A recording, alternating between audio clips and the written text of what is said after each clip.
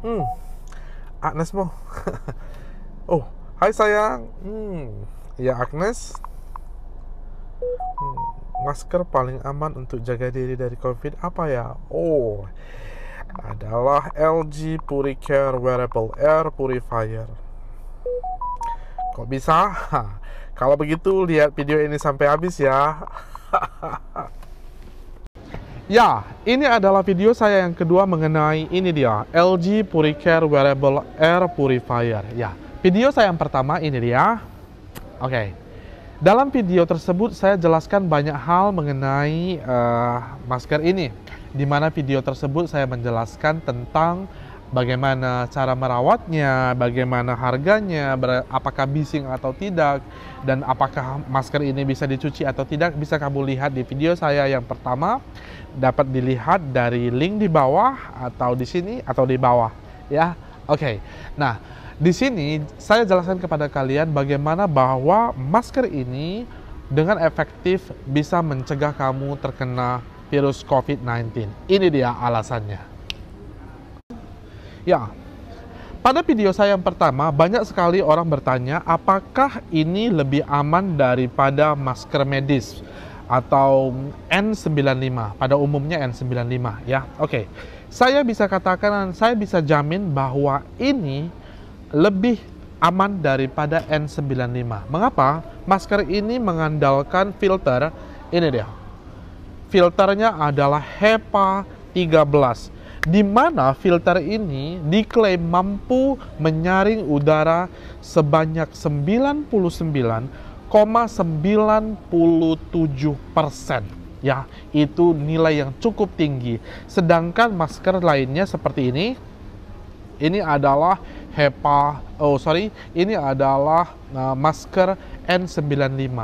N95 diklaim hanya mampu menyaring udara sebanyak 95%. Efektifnya hanya 95%. Walaupun keduanya mampu menyaring sampai 0.3 mikron, 0,3 mikron.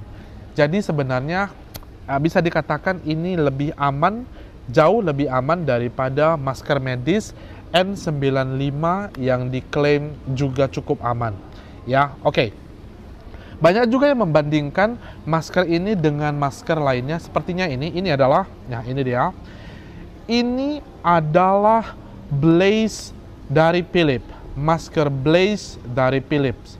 Masker ini pada dasarnya adalah masker N95 yang diberi kipas angin. Ya, jadi jika kamu tanyakan kepada saya, banyak juga bertanya kepada saya, tolong dong dibuat comparison antara masker ini dengan masker Philips tadi. Saya bisa katakan bahwa masker ini lebih aman. Mengapa? Karena masker ini punya efektivitas dalam memfilter hingga 99,97%, di mana masker N95 hanya bisa menyaring sampai 95% saja. Oke, itu yang pertama. Ya, pertanyaan yang ditanya selanjutnya adalah apakah rekomen untuk tenaga medis? Jawabannya adalah iya. Ya, saya punya beberapa teman dokter. Ya, teman dokter saya juga memakai masker ini. Ya, menggunakan masker ini. Mereka mengatakan bahwa masker ini cukup aman. Mereka pede menggunakan masker ini bahkan ketika mereka menghandle pasien COVID-19. Alasan kedua adalah, coba lihat di sini, ini ya. Ini adalah berita dari Korea di mana LG sendiri telah memberikan masker ini secara gratis kepada banyak sekali dokter-dokter di Korea dan di negara lainnya yang menjadi garda terdepan untuk menangani pasien COVID-19. Jadi kalau pertanyaannya apakah ini aman? Rekomen untuk tenaga medis? Jawabannya iya. Karena dokter saja memakainya ya. Saya yakinkan bahwa ini cukup aman untuk penanganan COVID-19. Tentunya jikalau kamu juga memakai seperti pakaian medis untuk menghandle penyakit tersebut. Oke. Ini dia beberapa pertanyaan lainnya. Jikalau dipakai saat berbicara akan teredam atau tidak? Ya, apakah suara kita jelas ketika berbicara menggunakan masker ini atau tidak? Pertanyaan ini banyak sekali ya.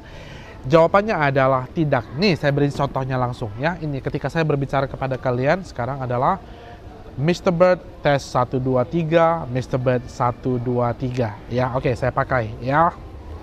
Nah. Hello everybody. Mr. Bird tes 1 2 3, Mr. Bird tes 1 2 3 ya. Nah. Jadi itu dia, sudah menjawab bukan? Nah, masker ini tidak jelas dipakai ketika kita berbicara. Memang itu tujuannya, supaya orang tidak banyak berbicara menggunakan masker ini.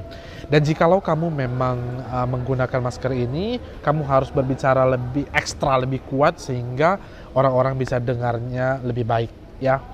Jikalau kamu mempunyai profesi yang harus mengharuskan kamu untuk berbicara, saya sarankan ketika kamu membawa 2 masker. Masker pertama adalah masker seperti biasa atau N95, dipakai berbicara jauh dari orang lain. Namun ketika kamu tidak memakai masker tersebut, supaya kamu pede, jadi pakailah masker ini kembali. Jadi menurut saya, masker ini tidak menyelesaikan masalah jikalau kamu sering harus berbicara, ya. Oke, kita lanjut dengan pertanyaan lainnya. Ya, pertanyaan berikutnya di sini, yuk kita lihat. Ya, pertanyaan berikutnya kita lihat ya. Ini, apakah bisa dipakai saat baterainya habis? Ya, jawabannya adalah bisa. Jadi masker ini bisa dipakai saat baterainya habis. Namun yang perlu diperhatikan adalah kamu bernapas akan lebih susah. Jadi terasa lebih pengap, lebih panas. Namun masih bisa ditahan atau bisa tertahankan ya. Bukan berarti ketika baterainya habis kamu tidak akan bisa bernapas atau kamu akan bisa pingsan gitu. No, not at all ya. Kamu bisa pakai dengan masker ini, hanya saja memang karena filter ini sangat ketat ya, sangat padat begitu, jadi udara yang masuk itu akan sedikit lebih susah. Jadi, namun apakah bisa bernapas? Ya, jawabannya bisa, walaupun sedikit lebih susah. Oke, lanjut. Nah, pertanyaan lainnya adalah, banyak yang bertanya, kenapa ya kalau saya pakai charger yang tidak benar, baterainya cepat habis? Ya, oke, ini saya jelaskan kepada kalian. Nah, saya menggunakan masker ini datang ya, ketika kamu beli masker ini tidak diberikan charger, hanya diberikan kabel untuk chargingnya gitu. Saya menggunakan charger telepon ya, saya punya charger telepon yang bagus, saya bisa katakan bagus, dengan teknologi yang bisa menghentikan charging ketika masker ini sudah full charge ya. Jadi ada masker lainnya, ada charger lainnya yang ketika kamu cas tetap dipaksa kepada maskernya semalaman.